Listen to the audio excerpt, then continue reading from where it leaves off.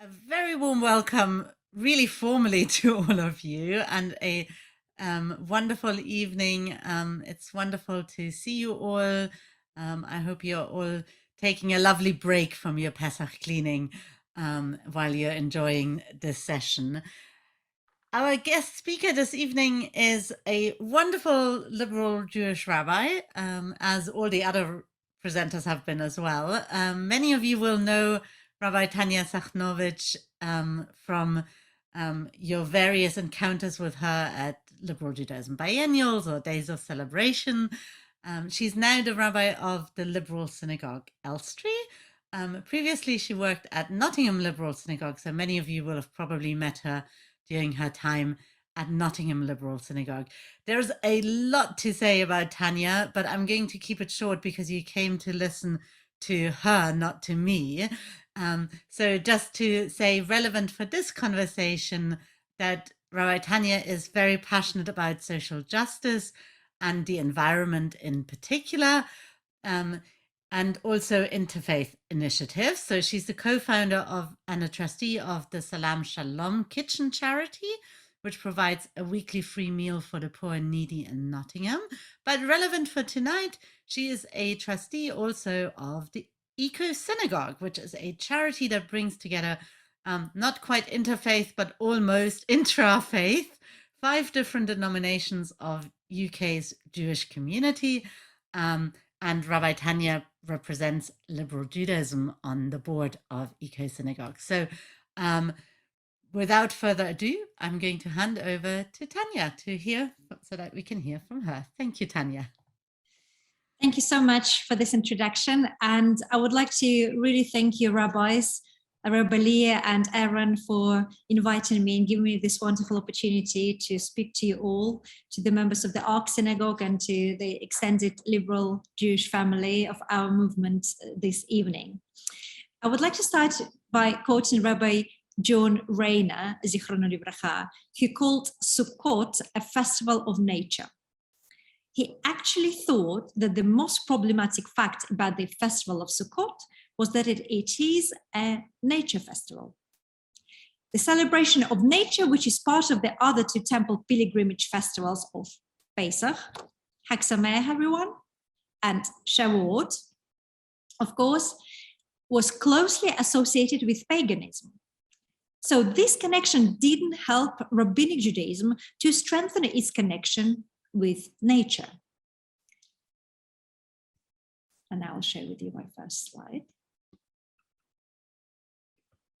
What distinguishes human beings from animals is the fact that they live not only in nature, but also in another world, the world of culture, of thought and speech, of history and literature, of moral judgment and social structure. It is in civilization that human beings demonstrate their unique status as bearers of the divine image and hence their dignity. Rabbi John Rayner musing in his sermon, Back to Nature.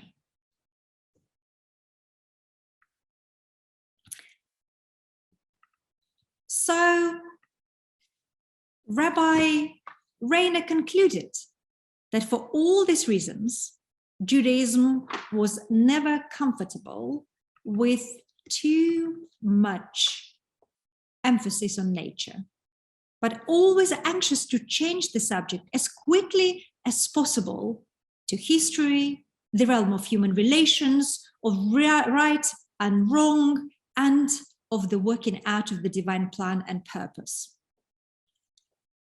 Rabbi Rayner concluded his sermon by suggesting that we connect with nature and rejoice in it.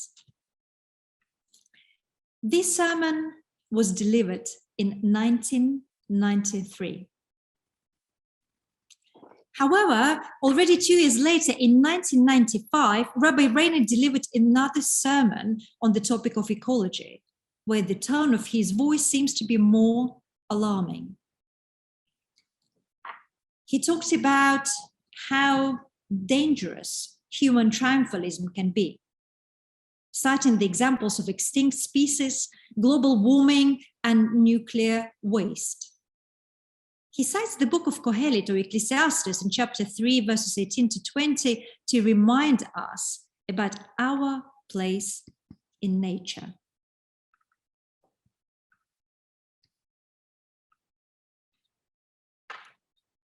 The fate of humans and the fate of animals is the same. As one dies, so dies the other. They all have the same breath, and the superiority of humans over animals is nothing. For all is vanity. All goes to one place, all come from the dust, and all revert to dust, says Kohelet.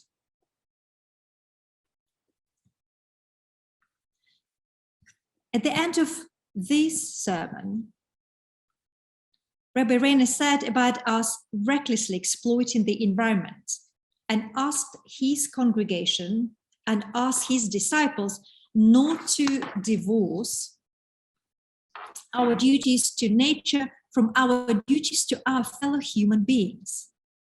Because Rabbi Reiner continued by ill-treating nature, we also hurt our fellow men and women, and not only contemporaries, but future generations as well. Rabbi Reiner concluded his sermon by urging us to respect our natural environment and exercise our power over it responsibly. Because of the time limit of this session, I have only spotlighted. I hope you appreciate me being very on spot. One of our distinguished rabbis on the topic of eco-conscience.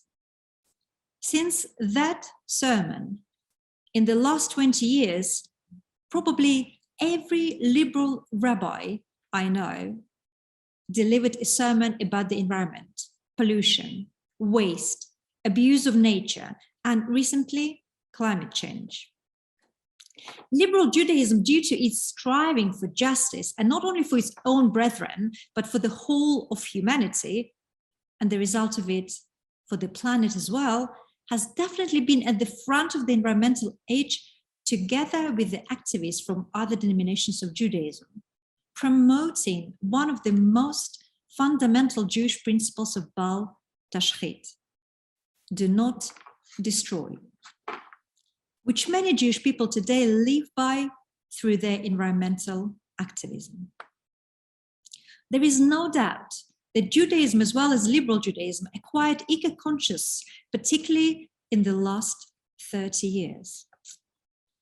And indeed, the pre-COP26 report by the Institute for Jewish Policy Research confirmed that 90% of the UK Jews accept that climate change is real.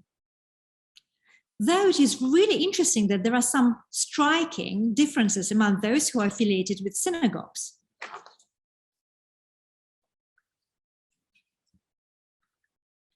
So, 89% of liberal Jews say the climate is definitely changing. And 80% that this is mainly or entirely due to human activity. For the Reform, for example, Jews, the response was 85% in 76, Masorti 88 and 82, and the unaffiliated 80 and 75%. Spanish and Portuguese 66 and 69, and Central Orthodox 67 and 58%, and for strictly Orthodox 25 and 20%. Now, how does it all work in practice, one can ask? Let's look at some statistics.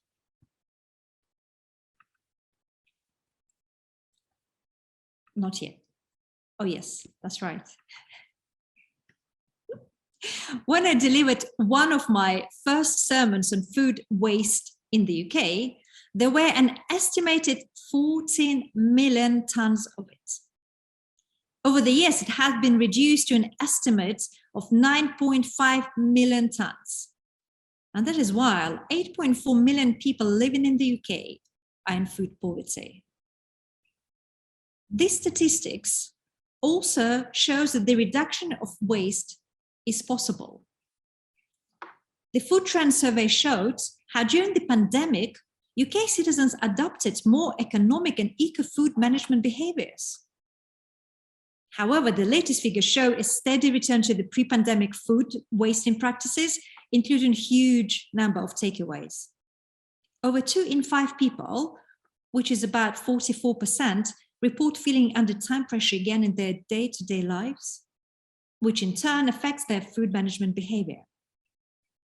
Unfortunately, today, level of food waste is back to pre-pandemic 2018 levels. Well, we're a small country, so big countries waste even more.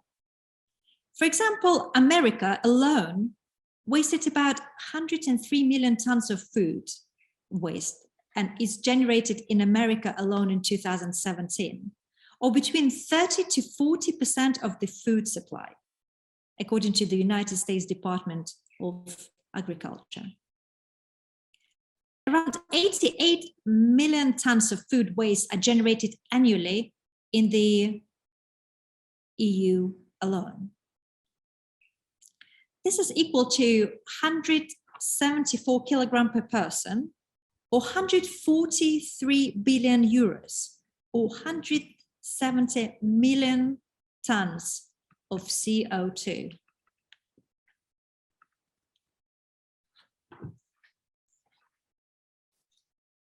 And latest estimates suggest that around 931 million tons of food waste were generated in 2019, and out of which 61% came from households, 26% from food service, and 13% from retail. As I mentioned before, food waste in the European Union alone causes 170 million tons of CO2. We can add to that plastic, meat and dairy production, pollution, fuel pollution, as well as the wasting of water. For example, according to the Food and Agriculture Organization of the United Nations, the methane released from cows, along with the deforestation and fertilizers used for all livestock, create as much greenhouse gas as all the world's cars, lorries, and planes combined. Talking about CO2 released in the atmosphere, did you know that every year in Russia, millions of square meters of forest are burnt? According to Greenpeace, only in the summer of 2019, fires destroyed 5 million tons of Siberian forest. The level of the methane released is estimated around 82 to 166 million tons. The air pollution as a result of these fires was felt and seen on a long distance in Ural's industrial big cities, such as Yekaterinburg and Chelyabinsk, which are 1,000 kilometers away. Russia, as well as China, of course, are infamous for their denial of air pollution. And one of the biggest problems in Russia is rubbish. Recycling as a concept stopped residing there with the death of Soviet Union. I remember as a pioneer and a grew up during the Soviet Union, we did a lot of recycling, and we were recycling bottles and newspapers and magazines. And even on a few occasions, we were recycling clothes for, for those poor countries who were struggling with imperialism and capitalism and were on their way to the flourishing socialism. However, it all stopped after the Soviet Union collapsed. Russia produces 70 million tons of various household waste a year, and only, just guess how many percent of it is recycled. and only 2 to 3% of it is recycled. I can confirm to you that after spending some time in Ukraine, and I have had 3 visits there so far, that recycling there as a word and as a concept almost does not exist. And to a little lesser extent, in Romania and Poland, mentioning only 3 European countries I visited recently, Eastern European countries. I probably should stop with statistics before we all get depressed and ask you a question. So where do we go from here? Can we, a small country, really make a difference? Can you, as an individual, make a difference? If I didn't believe that we can, I would not have been here tonight. We all can make a difference if we change our mindset and our daily practices. I would like to repeat this sentence actually, because it is the only sentence I came here to tell you. We all can make a difference if we change our mindset and change our daily practices. It takes 40 days to form a new habit. Our daily practices are our habits. If we train ourselves, and most importantly, our children, to be eco-friendly, we can change our world. Our path to eco-living might start from a small step, but eventually it will lead to a big difference. For example, you might start by using bars of soap rather than soap, shampoo, and shower gels in bottles. As you can learn from the book, Is It Really Green? By Georgina Wilson Power. It doesn't want to get beyond EcoSynagogue. No. Here we go.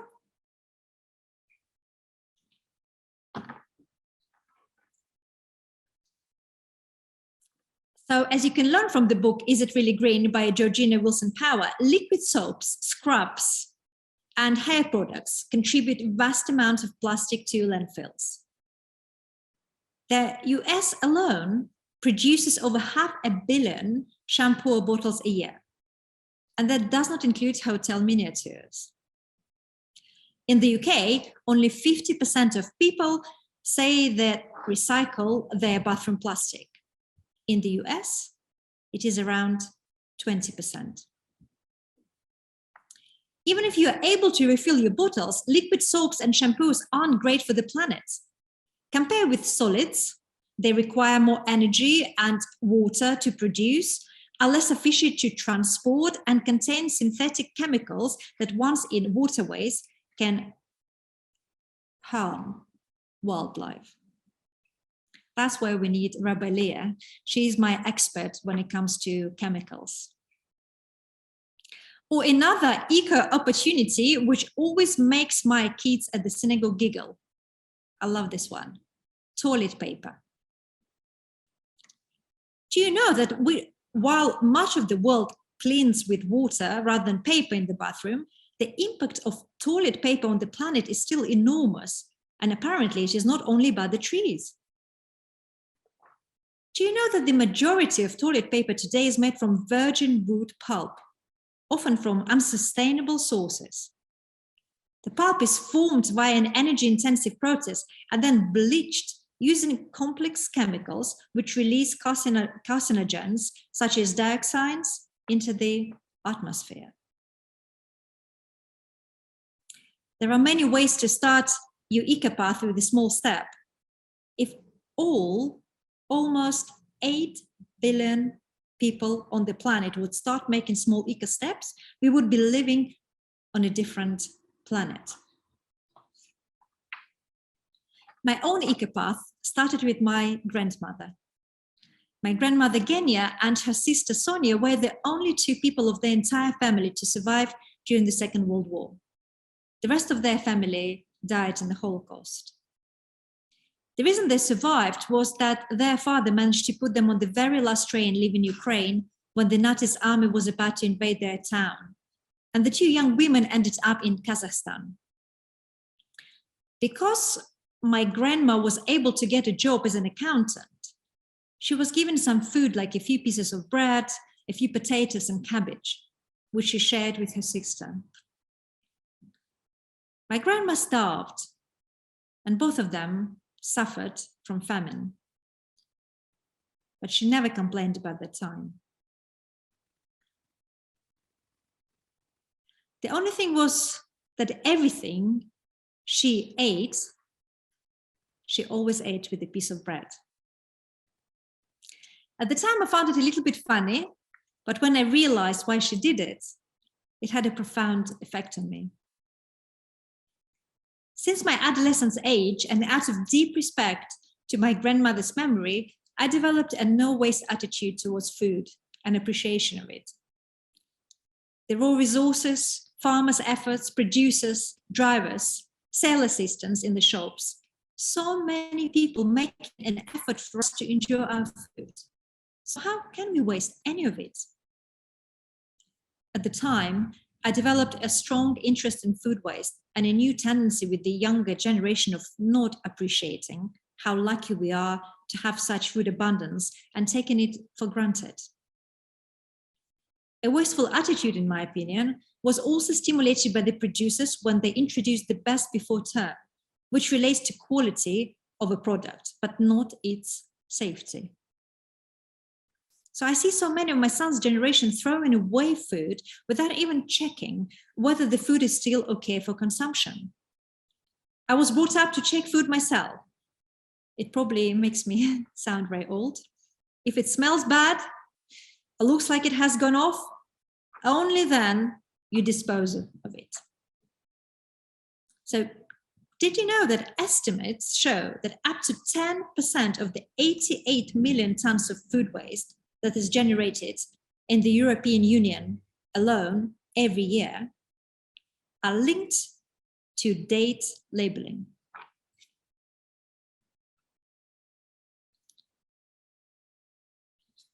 Just was checking what I put on the slide or not. 53% of consumers don't know the meaning of best before labeling.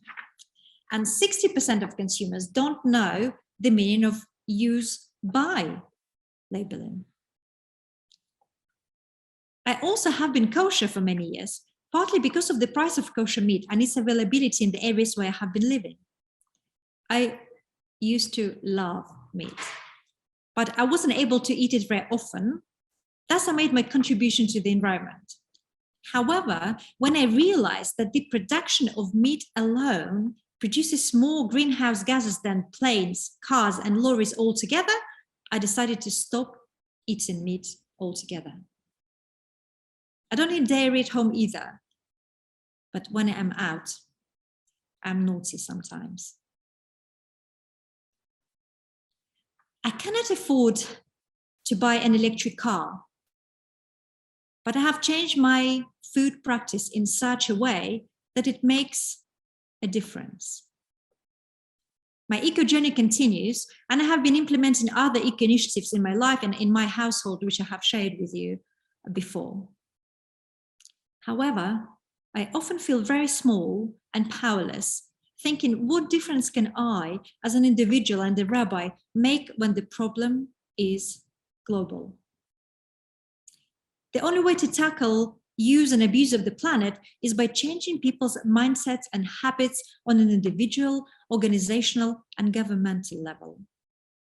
This is one of the problems which literally the whole of humanity needs to deal with together.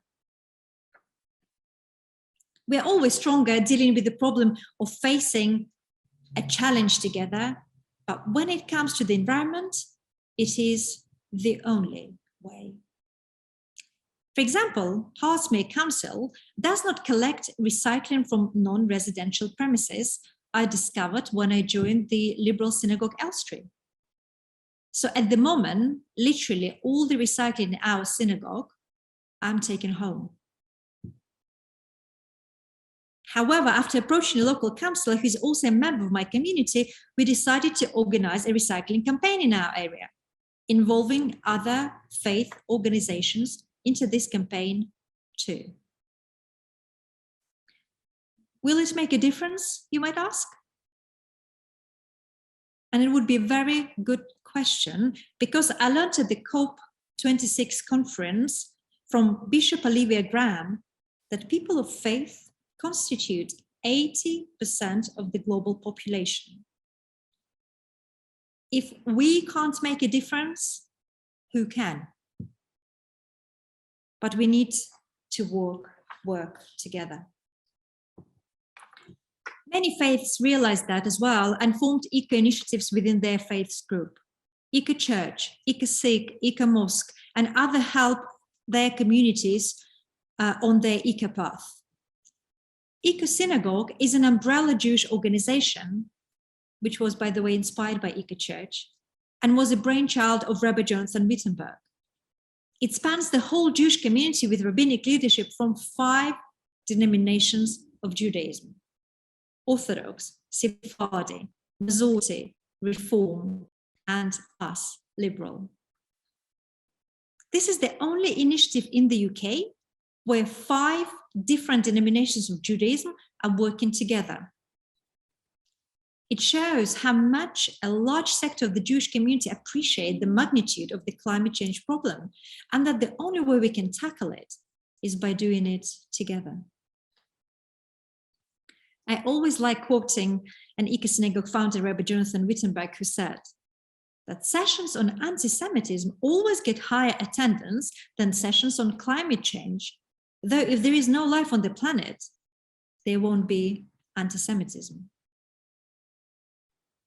And I think the work of EcoSynagogue has contributed to some extent to raising awareness within the Jewish community of the necessity to address pollution, waste, and abuse of natural resources together. Almost 50 communities are members of EcoSynagogue at the moment. And even though we are leading as individuals, as the movement in the survey, which I quoted at the beginning of my talk, we have, I'm delighted to say, 7 communities who are members of EcoSynagogue today. And the Orthodox communities at the moment are leading their way. EcoSynagogue's main aim is to help as many communities and their members as possible to live an eco and sustainable life, thus making our contribution as a Jewish community to achieving net zero, and hopefully at some point in not so distant future. EcoSynagogue provides tools and resources to be used by communities in the best way through the environmental audit program on our website. Education, support, and sharing of best practices, and advocacy. EcoSynagogue is a mainstream Jewish voice in the climate emergency conversation. We are particularly proud of our environmental audit program, and I would like to say a few more words about it now, as well as to show you very, very quickly how it works on our website, with the hope that maybe more liberal communities will become members of EcoSynagogue.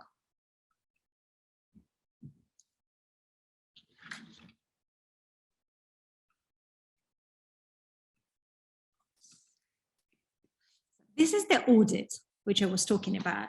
And audit has got several sections. So it's, first of all, it's a free online resource, which takes a holistic approach to assessing a community's environmental awareness and implementation, covering management commitment, prayer and teaching, lifestyle, section on land, building and consumables, section on community and global engagement. The audit identifies the areas where community can improve and provides resources and supports to do so. Once a certain point value has been reached, the community can apply for the relevant award. So for example, if you do the first section, management, can you imagine you just join? You go through the questions. The first question might be, our synagogue board council has an environmental policy in place. If you have it, you receive 35 points. If you don't have it, you receive 0. The second question, the rabbinic, lay, and professional leadership in our community have made a formal commitment to improving the environmental credentials of our synagogue by endorsing working towards an EcoSynagogue award. The answer is yes or no. In some sections, it gets a bit more complicated. When you filled in completed the section, you move to the next one. The only reason for you to do this audit is to help your community to become more eco-friendly, to live a sustainable life. That's the only reason for that. So this is the second section, prayer. So as you can see, it becomes more complicated. Some sections have only yes or no answer. Some sections have more complicated answer, or you do on a regular basis, and then you do occasionally, or not at all. And this way you go through all the sections. And we have 5 rabbis who actually been working really, really hard on this audit using advice from professionals. And we have 2 amazing people. Obviously, all the rabbis, we all are volunteers and very busy people, but really committed to the cause. When we have 2 wonderful people who actually work for EcoSynagogue and will be there for you and your community. Our project manager is Andrea Passer, and our project administrator, who is Angelina Doherty. They are absolutely wonderful and will be delighted to help you in your community on your eco journey. The main reasons for you to join EcoSynagogue is because it's free, it's helpful, it provides you access to experts and other Jewish eco warriors, and it helps us together to restore the environment which generations of people since the time of the Industrial Revolution have been destroying. You don't have to join EcoSynagogue. Don't feel that now everyone should be joining, that's why I'm here. I'm just very passionate about it because I believe that only together we can make a difference. But I would like to finish my talk with my favorite midrash from Ecclesiastes Rabbi. It says that when the Eternal One created Adam and Eve, God took them around the Garden of Eden, showed them all its beauty, and said, "Look, how beautiful the world is. I give it to you. Please look after it. Do not destroy it. Because if you destroy it, there will be no one else left to repair it." To Eco Living. Thank you very much for your attention. And if you have any questions, I will be delighted to discuss or comments. I will be delighted for you to take part in this conversation as well. Thank you so much, Tanya. And really thank you, not just for tonight, but for all you do on behalf of Liberal Judaism to help save our planet. I'm sure people have lots of questions or comments, whether it's about practical aspects of EcoSynagogue or more about the general topic that Tanya raised. So anyone who would like to ask anything or comment, please either just wave at me or just unmute yourself. And actually, in order for you to be able to just unmute yourself, I need to allow you to unmute yourself. So now you will be able to unmute yourself. Please, the floor is yours.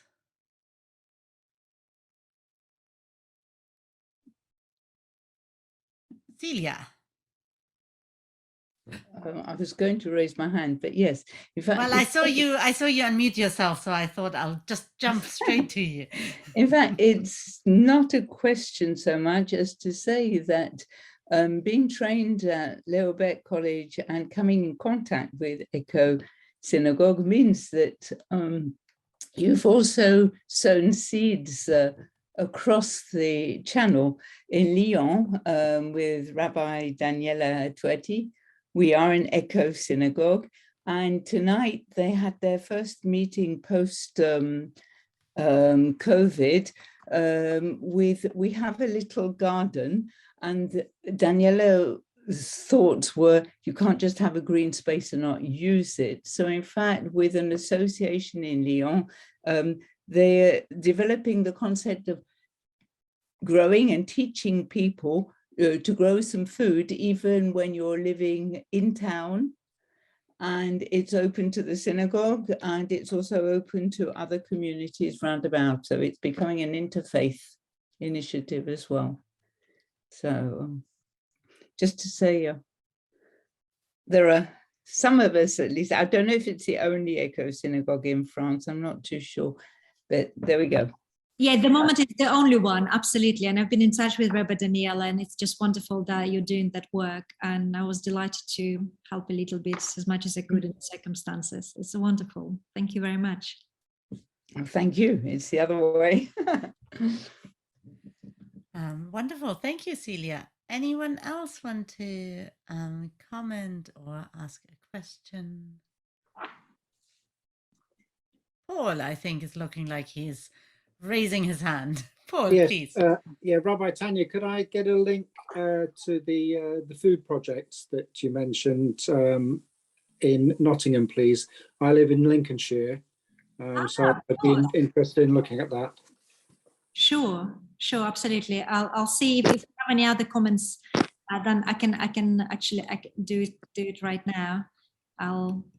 I like that we're all in agreement, just wonderful that for once no one actually arguing about any issues, and it's often can be a bit contradictory, but here clearly people who care and who are on the same page with me have joined, because sometimes it can be a bit dramatic when it comes to climate change. There is climate change, there are no climate change. I recently went to Warsaw, and I've been working with the refugees there, and also connected to the members of the community who are hosting refugees.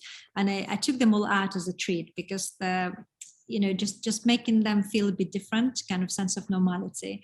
And they were absolutely delighted. So I've never had, so many people going out together and then have a discussion for like 3 or 4 hours.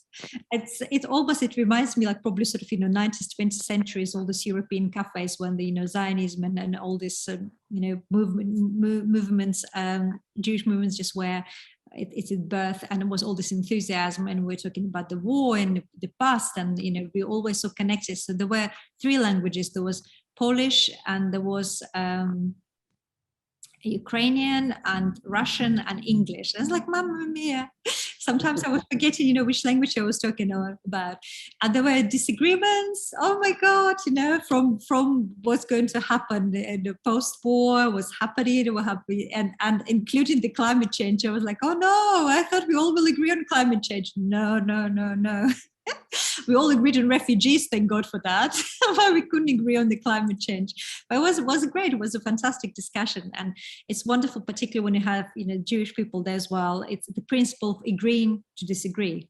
I was like, I'm reminding you that that's what Judaism teaches us: agree to disagree. Yeah, it's very interesting. I've just come back from visiting some Ukrainian refugees in Germany. And Germany is very big on recycling. So there are the refugee center that they're all living in. There are 4 different bins. And it was a mighty challenge to try to explain to everyone what goes into which bin. It was almost a 2-hour project to create a list and so on. In Cornwall, Restamel Council, I don't know whether they're still doing it, but when I first went to the Eden Project, so that's a while ago, had their recycling bins with an extra perspex bit in the front, which actually had the products that could go in there, in that perspex bit, so that it crossed all the language barriers. And I took pictures of it, and the people at the ticket desk said, "What? Who are you? Are you an official?" And I said, "No, I just think your design and your idea is wonderful, and I'd like to pass it on." Oh, that's nice. Yeah, that's nice. I don't know. You see, I just think we hear so many wonderful, inspirational stories, And sometimes it's like with justice in the world, and particularly, the recent war in Ukraine and in other conflicts around the world, it sometimes makes me feel almost kind of disillusioned. And then I remind myself that, it's a fight for every generation to restore justice. So I think the same with our eco initiatives and understanding that we cannot abuse our home, our planet anymore. I think it's, again, it's a constant kind of battle, listening to you people, just think that's wonderful. And then for me, moving from Nottingham, where the recycling, and we worked very closely with the council there as well, but the recycling there is just magnificent in comparison. And coming down to London, just thinking, well, it's near the Parliament, so it should be just amazing. No. And actually, there is no recycling from any from non-residential area at all.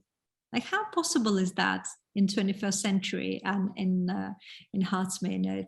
So I don't, so that's the rhetorical questions which sometimes can pass through my head. Alexandra, I think, has a question or comment. She patiently put up the hand.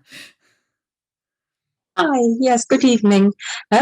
Just like you, Rabbi Leah, I'm from Germany, and yes, when I moved over here to England, it was like a massive culture shock to me, but in the reverse, because I thought, well, how can everything go into one bin? But I have to say, and I confess now, over the years, I've actually slipped, and I've sort of reverted quite a bit. But I've got a husband who is very much, no, we'll wash this out, and this goes there, and this goes there. So, plus we've got 2 small children who are quite sort of on it from school as well, which is quite good.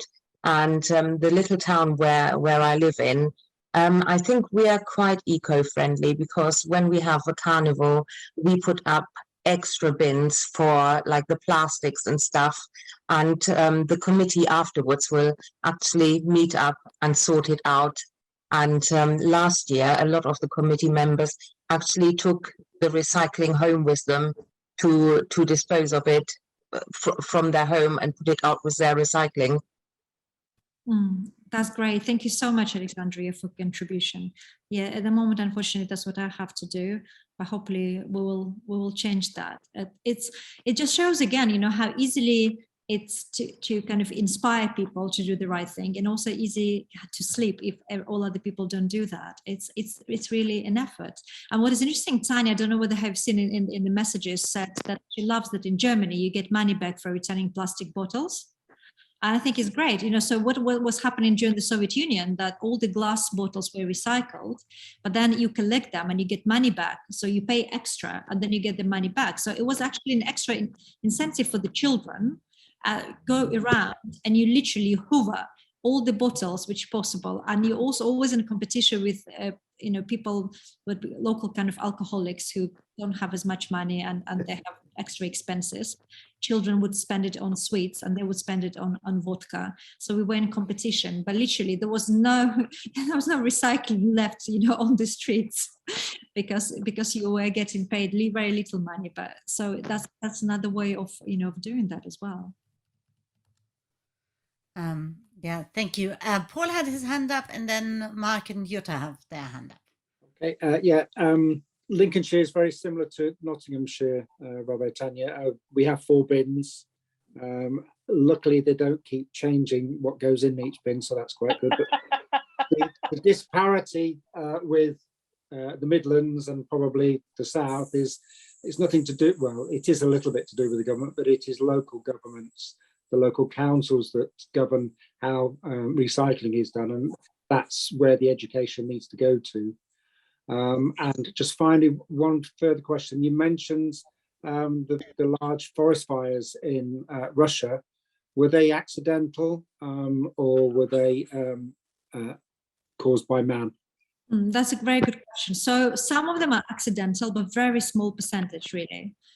Most of them are done on purpose, because local people in Siberia, and even President Putin made a public remark about it, because the level of this atrocity is just so big in Russia. It's the only way to make money. So what the local government does, and it's very corrupt, they get rid of the trees and they sell it on the black market to either China or somewhere else, and they get money. And it's also very corrupted because lots of mafia groups, they're actually in charge with this business there. And then they have to cover it somehow. And in order to cover, they set up fires. So the reason I mentioned that, the same problem in Brazil, but Brazil was much more covered on the news, when Russia obviously is not. And as I said, infamously, then in denial about all the eco initiatives there, they're quite persecuted, and eco activists, they are persecuted as well. So Siberian forest is our lungs, really, is Europe's lungs. Yep. And it's been destroyed with accelerating speed. Okay, thank you. Thank you. Mark or Jutta, I don't know who was who had the question or the comment. Well, I'll take the opportunity. I have to be a little bit careful with this question. Tanya will understand why. In terms of becoming an eco-synagogue, clearly it needs a small group or an action group within the synagogue to be set up and set off with some targets and so on. What would be the first steps? What should be the first steps once such a group is set up to actually start on that journey? What are the practical steps to start that journey? That's a very good question. Thank you, Mike. I can bring our synagogue, the Liberal Synagogue Austria, an example, because we just recently started an eco group.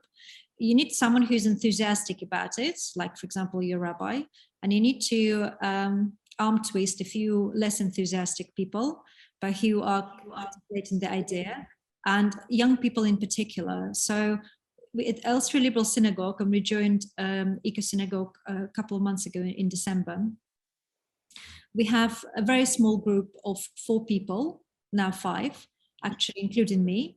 And 2 of them are young people. One of the co-chairs, it's her bat mitzvah project.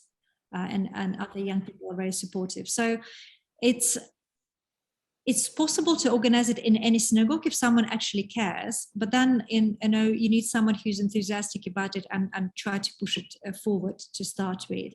And some communities, in my experience now, some communities are just more eco-minded and much more receptive of the different changes which the community needs to go through and participate in the project. And some of the communities are less eco-minded, and then it just becomes a bit harder work. So it's always work in progress. Thank you. Mark or Jutta? We both think that it's really important to recycle, so that's out of question. But I also already thought, well, one question is a bit missed. What we can do to reduce the plastic, because if you are, for example, we moved in January, and I started to go to the supermarket, and I was like, wow, everything is wrapped in plastic, really everything. You can't get a cucumber without plastic, or really rare. And I asked myself, is this really necessary? Do we really need all this plastic around? Or then I thought, okay, you can have the option when you order something without plastic, then you say, okay, I want 6 apples, but these 6 apples are coming in a plastic bag again. You know what I mean? So I think there is a big problem that people should think differently and ask themselves, do I need that? Or, for example, do I really need a virgin toilet paper?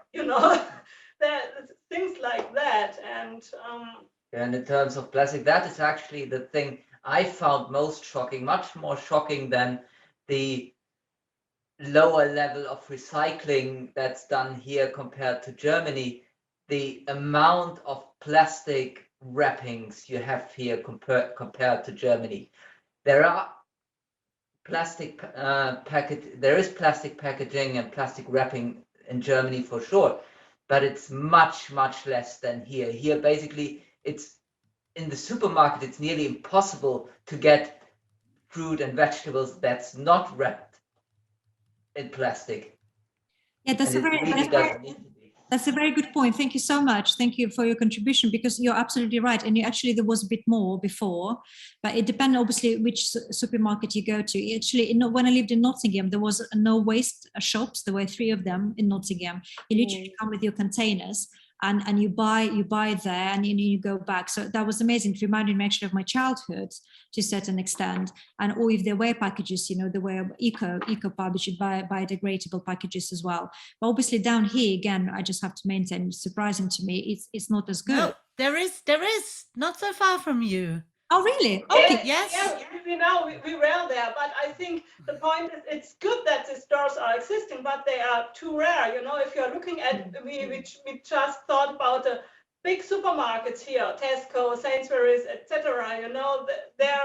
There should be a thinking of the big companies also, what they could change to.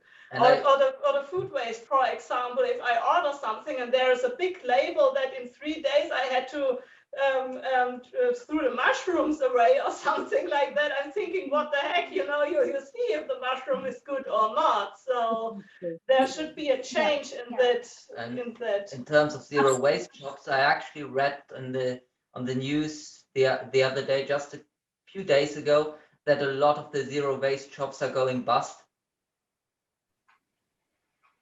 Unfortunately. So luckily the one that is right near Tanya also in Croxley, the green stores. It's a nice store. Thank you so much, Leah. It's a nice store. It's a very nice store. It's run by one of our congregants. And it's doing very well. It's actually run by Rabbi Aaron's sister-in-law. Yeah, absolutely. But it's a very good point, because like I have a colleague from America, and we always disagree. I say that we can make differences as individuals, and we should put pressure on the companies by making our choices and as consumers. And she always says, no, you have to lobby government, you have to lobby big companies. And actually, to be fair, I believe that we have to do both. But what we actually can do, which is in our power as individuals, and that's why I'm so passionate about it, because I completely agree with you. What I start doing as well, I start going literally around the shops and buying different items in different shops, which are not wrapped, or just going to the people and talking. And my son always finds this embarrassing. Now, I'm a very busy person, as we all are. And actually, as a result of it, because I have to go around, I don't have time to shop often. So I actually do one shop every 2 weeks now, because it's just impossible. You come to one shop and you want to buy all there. And there are days when I literally, it's really late and I'm really tired. I just think, I go to one shop. So for example, I discovered that local Marks and Spencer's, they have some vegetables which are not wrapped.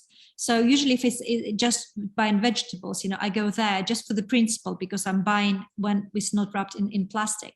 But it is a real effort. So, either one has to be really committed, organizing a campaign with the local communities, as I said. Faith communities, can you believe this? 80%.